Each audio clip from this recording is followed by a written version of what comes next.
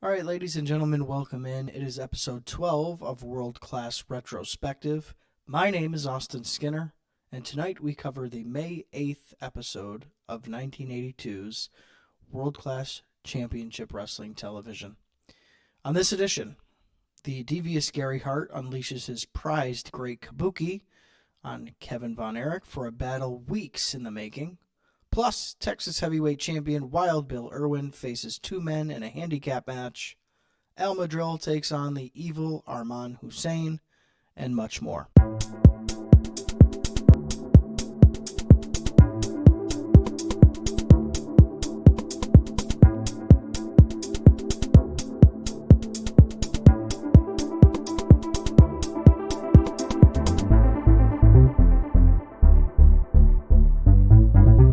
Thanks again for tuning in this week, week number 12.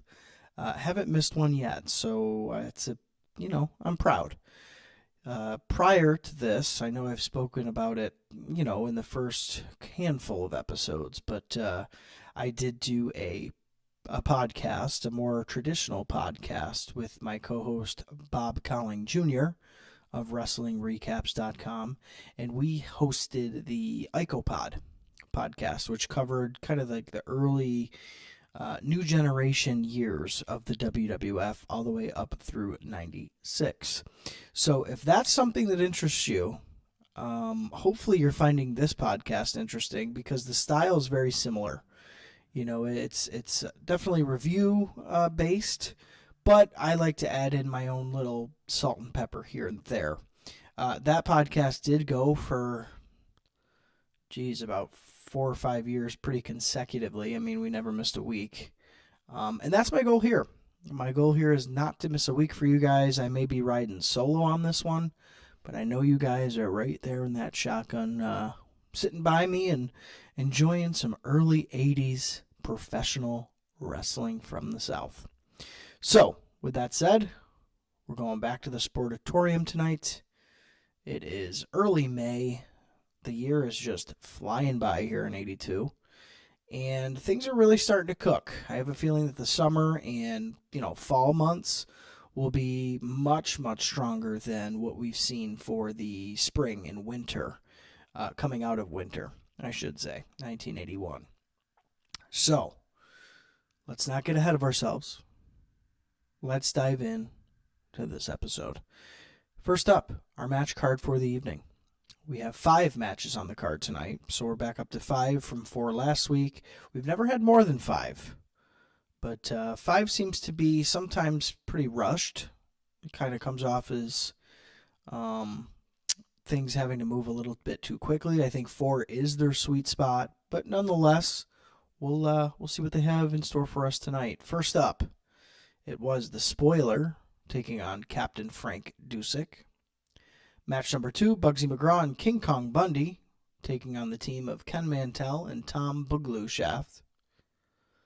Third match of the evening, Al Madril versus Arman Hussein.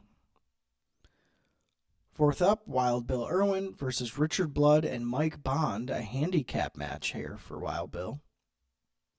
And in our main event, the Great Kabuki meets Kevin Von Erich, a much anticipated showdown that I know I'm looking forward to. Usually it's Kerry in Kabuki, right, squaring off. At least it has been for the first couple of months here in 1982. So this will be a nice little refresh. I think Kevin's a good opponent for Kabuki. I don't think he's as good as Kerry. I think Kerry is more believable being beaten up by Kabuki in a weird way. Even though he's built bigger, he's more stocky. I just think Kerry's a little bit more sympathetic somehow. Just because Kevin is so athletic and so hard hitting and his stuff looks so legit because it kind of is, that I think Kerry gets the benefit of playing the sympathetic role a little bit easier. He's the bigger guy, maybe not so bright, right? He's kind of your meathead jock guy. So I just think he and Kabuki mold together a little bit better, but that's not taking anything away from what Kevin and Kabuki probably have in store for us tonight. So can't wait for that one. Let's get into our breakdown and review. shall we?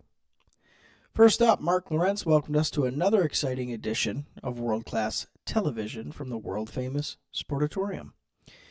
He ran down the card, which he did so out of order. They do that from time to time, and I'm sure you've noticed at this point, I've kind of ditched using their graphics and basically mocked up our own versions. They're very similar, but this way I don't have to like re-chop those videos and make it look weird, so that does happen pretty often here. It's things probably switched on the fly, and in the order that it's shown on TV almost most definitely isn't the order that they probably live taped it.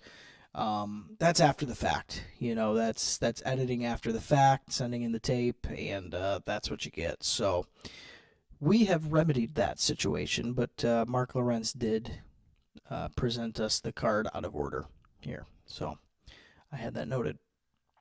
Before we jump into our first match, ringside, Mr. Captain Frank Dusek was given an interview quickly prior to his match, his opening contest here.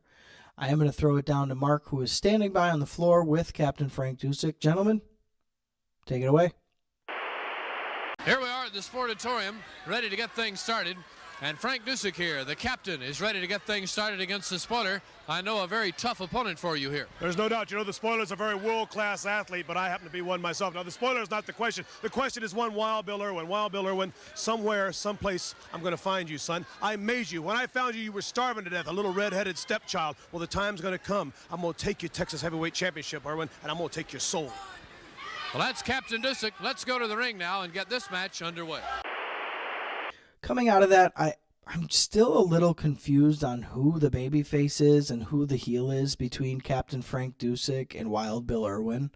I believe it's more so Frank Dusek being the heel, but not the way he cut this little pre-match promo here. I mean, he kind of comes off as like Wild Bill's been like a hanger-on on his coattails, and he's kind of dragged him along, and now he's going to have to stand on his own. So just a weird kind of conglomeration of an angle here. I'm not really sure which way we're going with it. Maybe they're just both heels and they just both hate each other. I think that could work too. The lesser of two evils. Who's the fans going to side with? Are you going to take up for Wild Bill, or are you going to stand on the side of Captain Frank Dusek? I wouldn't be on Frank Dusek's side, but maybe some people in Texas are. Who knows? We will have to just wait and see. But that was it for this. Didn't have much thought on it. It was very quick. But always nice kind of in passing to get those moments. It makes the television show feel a little bit more lively, I think.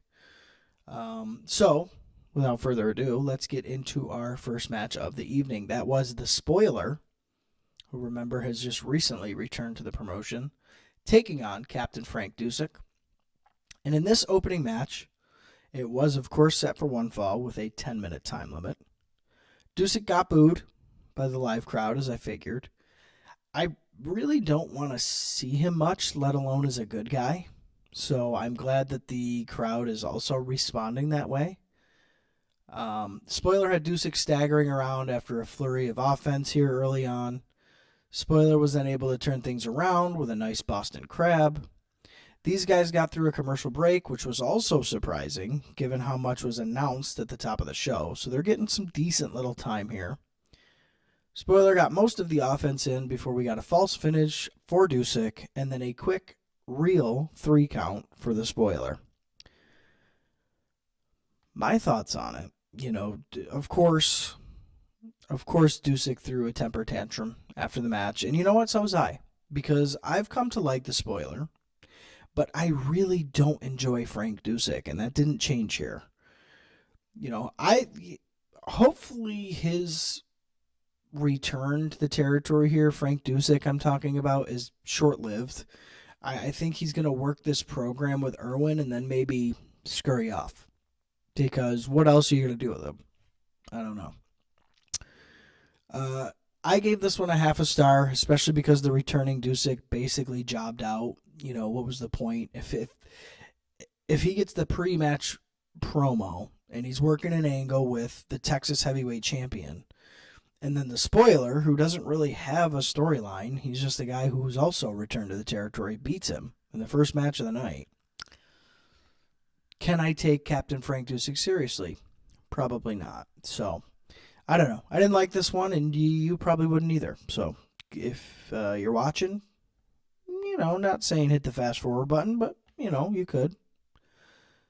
But make sure to stop it before you get to match number 2, which is up next. That was Mr. Bugsy McGraw, King Kong Bundy, taking on Ken Mantell and Tom Boogaloo Shaft. Which, if you guys remember, I'm a Boogaloo Shaft guy. I didn't love Ken Mantell's prior appearance here for World Class, but I know he's got talent. So that could be a sleeper team. That could be a team that, you know what, hey, these guys are peanut butter and jelly. Let's go.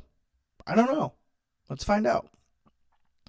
This tag team bout was set for one fall, 30-minute time limit. Holy shit, right? Shaft and McGraw started things off here. Stalemates all around. They couldn't get, leeway one way or the other.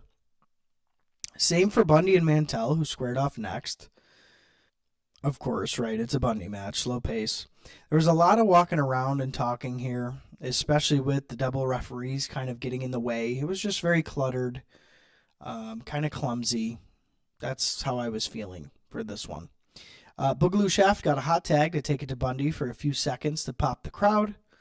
I think Tom Shaft is underrated by even the promotion itself because the fans like him, and so do I. So I think there's potential there still.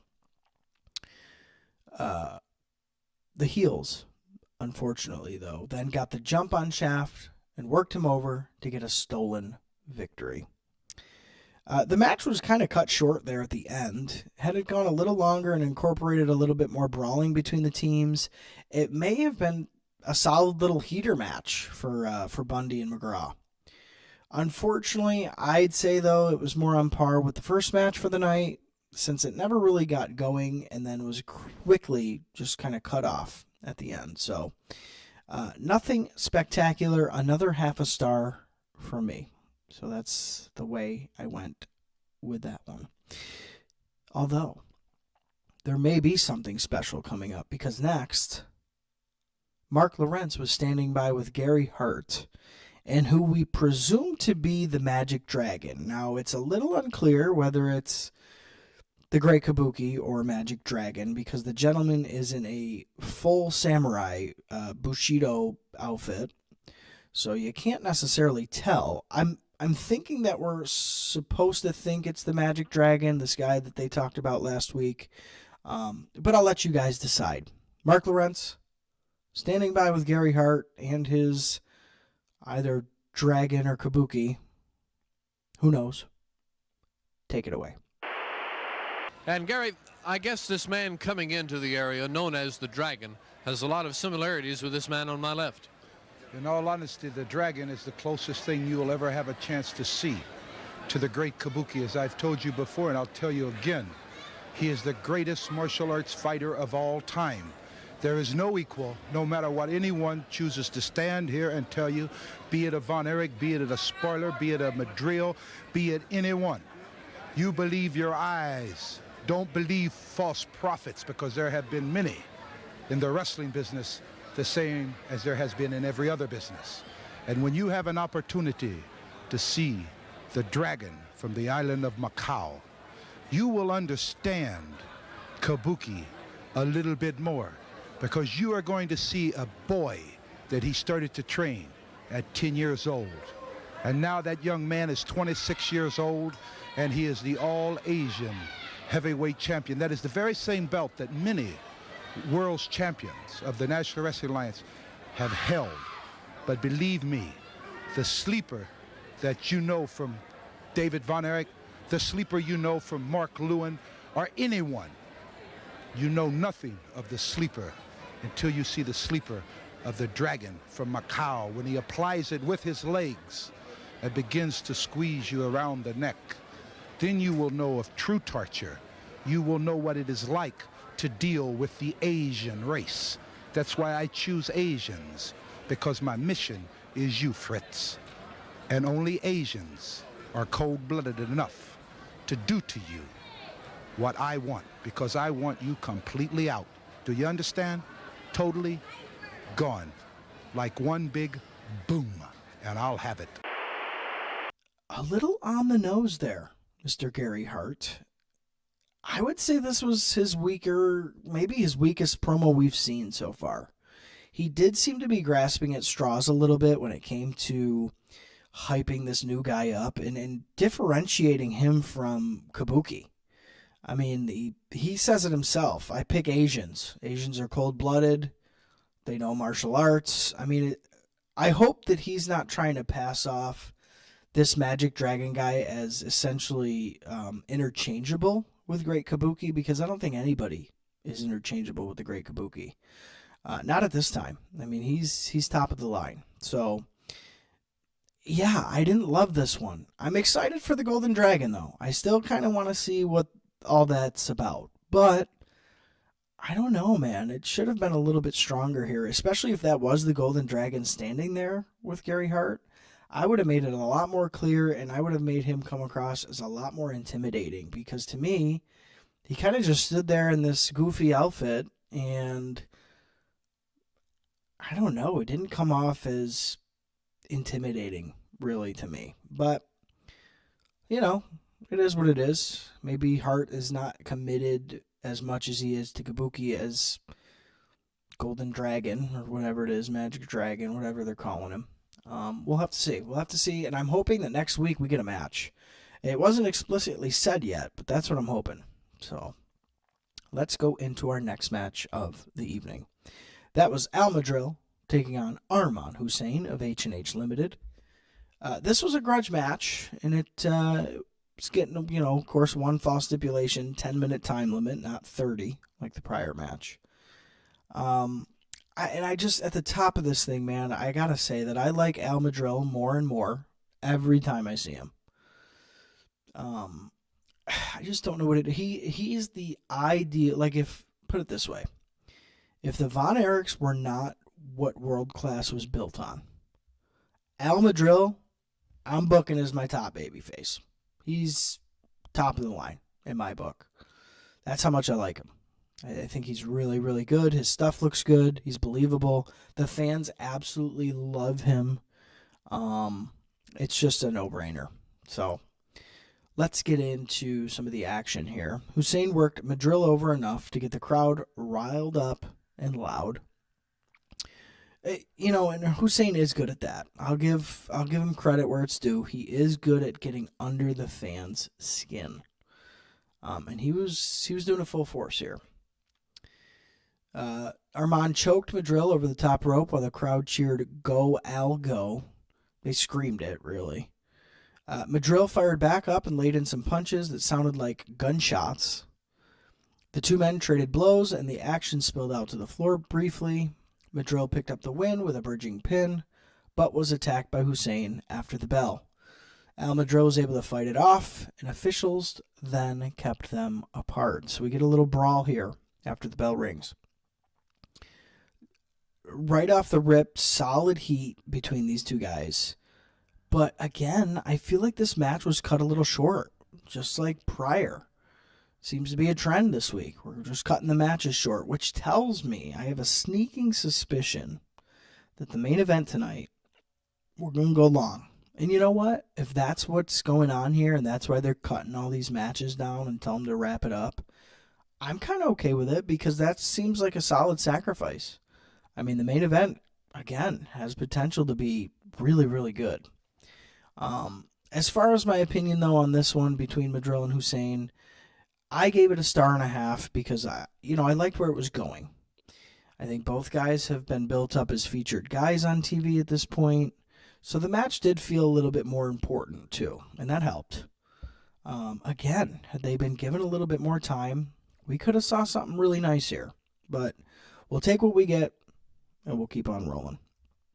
Which, we rolled right into a handicap match. Kind of a weird one here for Wild Bill Irwin, because he doesn't really come off as like the monster heel guy. If you're doing a handicap match, throw Bundy in there. Have Bundy throw two guys around. Wild Bill's more of a, I don't know, he's a brawler, but two guys, handicap match. I didn't love it, right? Didn't love it on paper. Nonetheless, it was Wild Bill Irwin taking on Richard Blood and Mike Bond.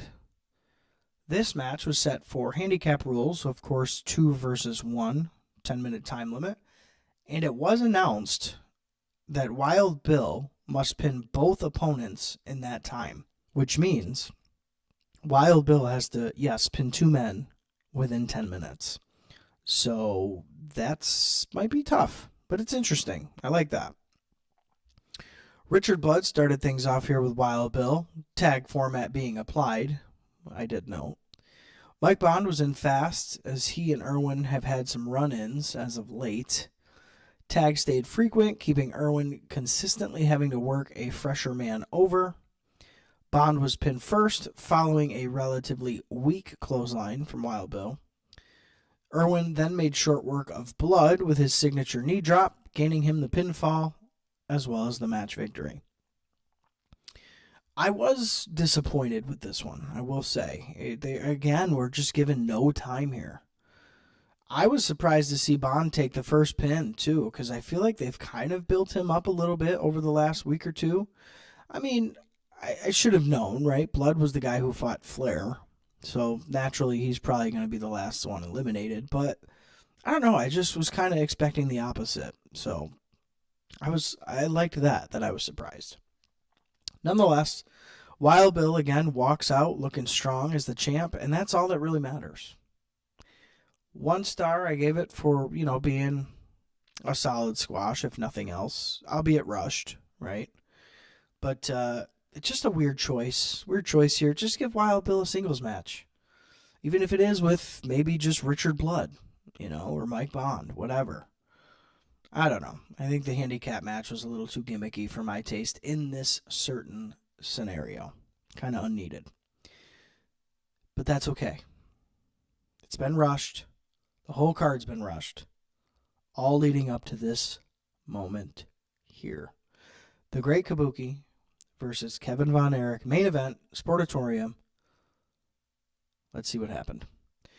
It was given a 1-fall, 45-minute time limit.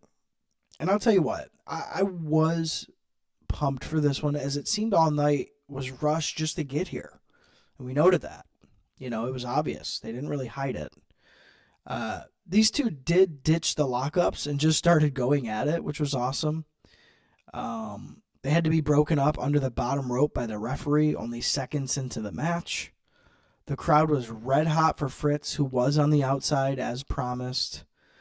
I kind of expected maybe Golden Dragon run in here. Maybe this is his time to shine, especially after how much they've teased him.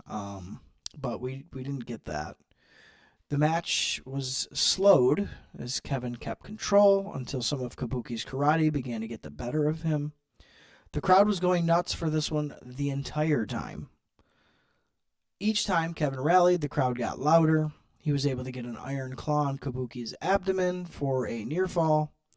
A thrust kick from Kabuki caught Kevin Von Erich right in the face that busted his nose open, and it made me wince. I mean, he hit him hard. That looked like a shoot. All right, that looked like a legit hit. There were stiff shots all around here, and like I mentioned at the top of the show, there always is with Kevin. Kevin's a stiff worker, and it's been mentioned by all of his opponents, and I'm pretty sure Kabuki's more than capable of dishing it right back, and here we go. Boom. Bust his nose. So I was really starting to enjoy this one. On the outside, Fritz and Gary Hart kept having to be, pulled apart as brawls would ensue between the two of them. King Kong Bundy ran down to the ringside and got involved with Kevin on the inside of the ring. The bell finally rang with the 2-on-1 assault on Kevin Von Erich. Fritz slid in for the save, the match being officially declared a disqualification draw. Fritz inspected his son's nose as the heels left ringside. Lot to unpack. So solid match here, solid main event with, an extra level of aggression. I guess I wasn't expecting, you kind of know what to expect with Kevin, but then his nose gets frickin' kicked in. It's like, holy shit, what's going on here? These two were made to square off, and I'm learning that I really tend to favor the promotion's brawls, especially when the matches warrant them. So just that wild unpredictableness of, world-class championship wrestling. Whether it's Wild Bill in a brawl with Al Madril, whether it's a Von Erich taking on Kabuki, it's so nice to sit down and watch stuff that doesn't look like a ballet routine. Like guys just getting their nose busted and just brawling around ringside with their dad fighting the evil heel manager right there by his side, and just, I don't know, this smoky, small, hot, dirty arena with these rabid fans that love their local wrestling show on this little pissant channel in Dallas, Texas. It's very special. And this is the stuff, these kind of matches, these moments are where I try to drive people when I talk about world class, because I think they tend to just write it off as, territory wrestling. Nothing happened, nothing special. It's just fat old guys wrestling in old bar rooms and just garbage, slow, old wrestling. I don't get the sense of that really from world class much at all. It feels very modern. It feels very fresh. To me, yeah, some of the guys and some of the talent they use aren't great, but moments like this, I feel like would work in 2024. Matches like this, I feel like would get over in 2024. Not a lot of companies and not a lot of territories in 1982 can say the same. So I'll stop gushing about it, but maybe that gives you a sense of why I do love world class so much. This match delivered, pure and simple. Both guys came off as stars. Despite the thrown out finish, I gave this one 3.5 stars. That's how much I liked it. To me, it's the best match we've seen on world class television thus far. By a pretty good margin. Definitely go out of your way to watch it. If the rest of the card is rushed, guess what? The payoff was definitely worth it. So I'll leave you with that for the main event.